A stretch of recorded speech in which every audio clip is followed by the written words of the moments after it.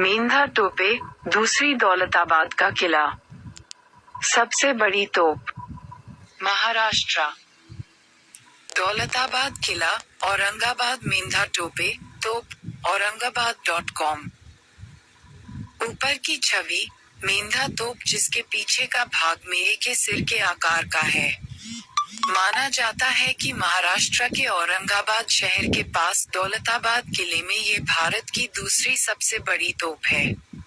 इस किले में बहुत सारी तोपें हैं, जिसमें भारी संख्या में तोपें हों। आर्टिलरी रिकॉर्ड बताते हैं कि 16वीं शताब्दी से पहले मध्य एशिया में तोपों का व्यापक रूप से उपयोग नहीं किया जाता था। उस काल से पहले भारतीय उपमहाद्वीप में तोपों को कैसे पेश किया गया था, यह अभी भी एक पहेली है और विशेषज्ञ इसे लेकर असमंजस में हैं। भारत में प्रारंभिक तोपों के विकास और शक्ति ने युद्ध के मैदान और किलों की रक्षा दोनों में मुगल सेना का एक महत्वपूर्ण हिस्सा निभाया।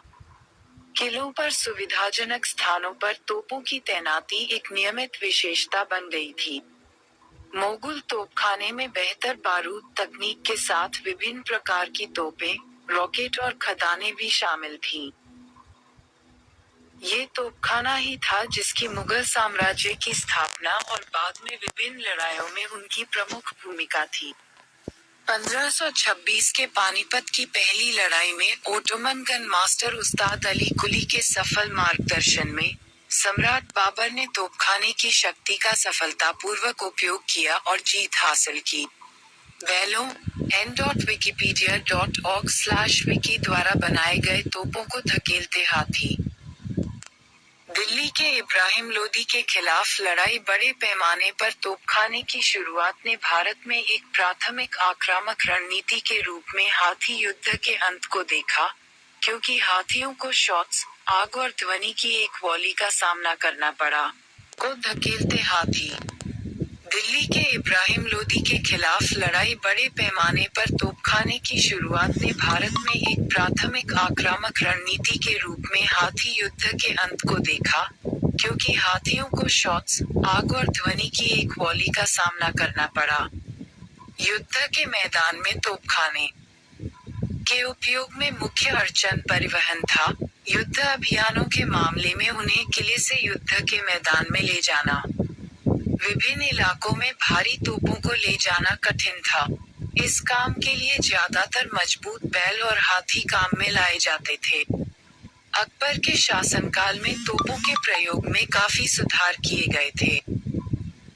12वीं सदी का दौलताबाद किला, औरंगाबाद, महाराष्ट्र के पास यादव सेनापति राजा भीलमरा द्वारा निर्मित एक पहाड़ी पर, समय के साथ कई राजवंशों द्वारा नियंत्रित भारत के सबसे मजबूत किलों में से एक है। प्रारंभ में ये यादव राजवंश के अधीन था और पहले दौलताबाद को देवगिरी या देवगिरी के नाम से जाना जाता था।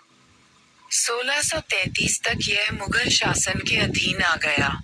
औरंगजेब ने किले पर अधिकार कर लिया और अपने काल में उसने इसकी रक्षा में सुधार के लिए एक विशाल तोप स्थापित की थी। इसे मेंधा टोपे कहा जाता। स्थापित की थी। इसे मेंधा टोपे कहा जाता है। मराठी में इसका अर्थ है राम का सिर, क्योंकि तोप का पिछला सिरा राम के सिर के आकार का था। आगंतुक सोच रहे होंगे कि क्या सम्राट और राम के सिर के बीच कोई संबंध है, वह भी एक तोप के पीछे की तरफ। कैनन के बारे में एक दिलचस्प विशेषता यह है कि इसमें एक उत्कृष्ट शॉक एब्जॉर्बिंग सिस्टम है और लक्ष्य को निशाना बनाने के लिए इसे 180 डिग्री तक घुमाया जा सकता है। इस प्रकार यह फायरिंग के लिए क्षेत्र की एक विस्तृत श्रृंखला को कवर करता है और दुश्मन के लिए किले की ओर अपनी मारक क्षमता को निशाना बनाना बिल्कुल मुश्किल होता है। अफगानिस्तान में डिजाइन किया गया, यह विशेष मिश्र धातु से बना भारत का दूसरा सबसे बड़ा तोप है। मेंधा टोपे, दौलताबाद किले में कैनन। www.cityshow.com। बंदूक पर 2 उत्कीर्णन पाए जाते हैं, एक बादशाह औरंगजेब का है और दूसरा नाम इसे बनाने वाले कारीगर मोहम्मद हुसैन अरब का है। विशेषज्ञों का मानना है कि औरंगजेब का नाम इसलिए खुदा हुआ है क्योंकि वह उसका मालिक था। मेंढा टोपे, दौलताबाद किले में कैनन। www.cityshow.com। बंदूक पर दो उत्कीर्णन पाए जाते हैं, एक बादशाह औरंगजेब का है और दूसरा नाम इसे बनाने वाले कारीगर मोहम्मद